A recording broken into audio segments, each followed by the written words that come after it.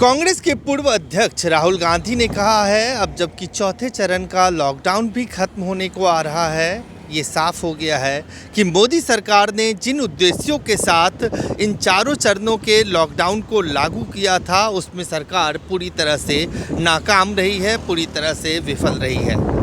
राहुल गांधी ने आज एक वर्चुअल प्रेस कॉन्फ्रेंस के जरिए ये कहा, जबकि अब पूरी दुनिया में लगातार और ख़ास तौर से भारत में कोरोना महामारी के मामले बढ़ते जा रहे हैं, लगातार बढ़ते जा रहे हैं। ऐसे समय में लॉकडाउन को ख़त्म किया जा रहा है। इससे साफ है कि सरकार की कोई रणनीति नहीं थी लॉकडाउन को लेकर।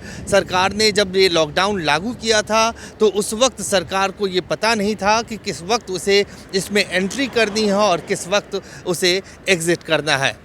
राहुल गांधी ने आज फिर प्रधानमंत्री को ये याद दिलाया कि जब उन्होंने प्रथम चरण का लॉकडाउन लागू किया था उस वक्त उन्होंने देश की जनता से कहा था कि कोरोना महामारी से लड़ने के लिए उन्हें 21 दिन का वक्त चाहिए। 21 दिन की जगह अब 60 दिन से ज़्यादा हो गए हैं और कोरोना के मामले घटने की बजाय लगातार बहुत तेज़ी से बढ़ते जा रहे हैं।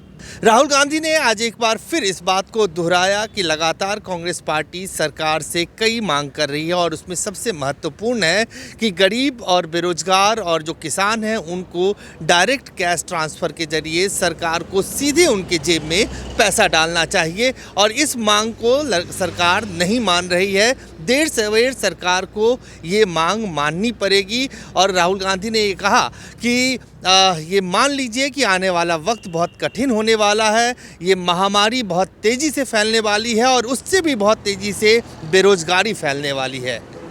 नरेंद्र मोदी जी ने कहा था कि 21 दिन में कोरोना की लड़ाई जीती जाएगी। 4 लॉकडाउन हो गए, तकरीबन 60 दिन हो गए। हिंदुस्तान पहला देश है जो बीमारी के बढ़ते वक्त लॉकडाउन बंद कर रहा है। चाहे वो जापान हो, चाहे वो कोरिया हो, चाहे वो जर्मनी हो, फ्रांस हो, सब के सब ने लॉकडाउन जब बंद किया जब बीमारी घटनी शुरू हुई थी। तो यह बात क्लियर है, स्पष्ट है कि हिंदुस्तान का लॉकडाउन फेल हुआ है।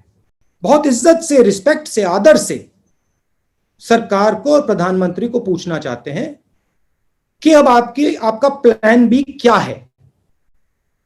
बीमारी 21 दिन में गायब नहीं हुई, बीमारी बढ़ रही है। आपकी स्ट्रेटजी क्या है? लॉकडाउन को आप किस प्रकार से देखते हैं? इसको आप किस प्रकार से रिलीज करेंगे? जो हमारे मजदूर भाई बहन हैं उनकी आप कैसे मदद करोगे? जो आप हमारे जो छोटे स्मॉल एंड मीडियम बिजनेसेस हैं उनको उनकी आप मदद करना चाहते हो, नहीं करना चाहते हो, क्या प्लान है? तो ये सवाल हम सरकार से पूछना चाहते हैं। सरकार की दृष्टि कहीं नहीं जा रही है। कोई थ्रेट है जो सरकार को नहीं दिख रहा है या जिसको सरकार इग्नोर कर रही है, उसको हाईलाइट करना हमारा काम है। मैं जो फरवरी में कर रहा था मैं अभी भी वही कर रहा हूं। मैंने अपनी पोजीशन नहीं बदली है।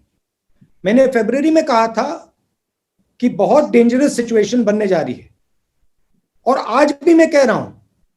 गरीबों से बातचीत करता हूं, मजदूरों से बातचीत करता हूं,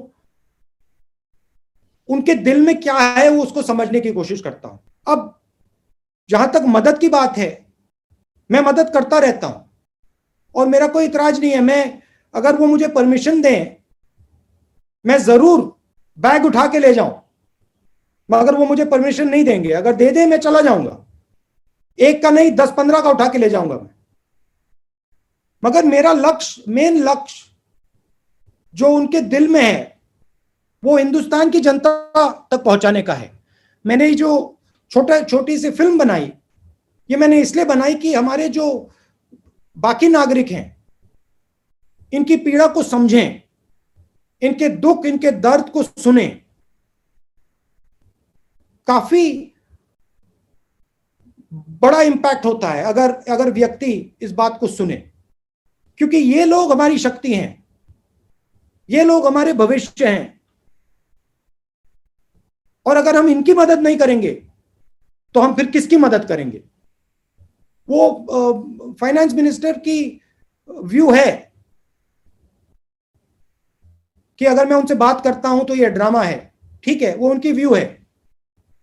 मैं उनको धन्यवाद करता हूं और मैं उनसे कहता हूं कि अगर वो चाहती हैं तो मैं यहां से उत्तर प्रदेश चला जाऊंगा, मुझे वहां अलाउ कर दें, मैं पैदल यहां से निकल जाऊंगा और जितने लोगों की मैं मदद रास्ते पे कर सकूंगा मैं कर दूंगा। राहुल ने आज फिर दोहराया कि सरकार को राज्य सरकारों की, केंद्र सरकार को राज्य सरकारों की मदद के लिए आगे आना चाहिए, उनको ज़्यादा से ज़्यादा आर्थिक सहायता देनी चाहिए। और जिस तरह से ये महामारी बढ़ती जा रही है उससे साफ है कि सरकार ने लॉकडाउन को बिना सोचे समझे लागू किया। सरकार के पास कोई एंट्री और एग्जिट की पॉलिसी नहीं थी। ऐसे में आने वाले वक्त में सरकार को जितने भी स्टेक होल्डर्स हैं, एक्सपर्ट्स हैं, उनके सुझाव पे गौर करना चाहिए, उनसे बातचीत करनी चाहिए और आगे की रणनीति बनानी चाहिए। और उस रणनीति में प्रवासी मजदूरों, किसानों, बेरोजगार लोगों के लिए, खासतौर से एमएसएमई सेक्टर्स के लिए सरकार को ज़्यादा तवज्जो देने की ज़रूरत है।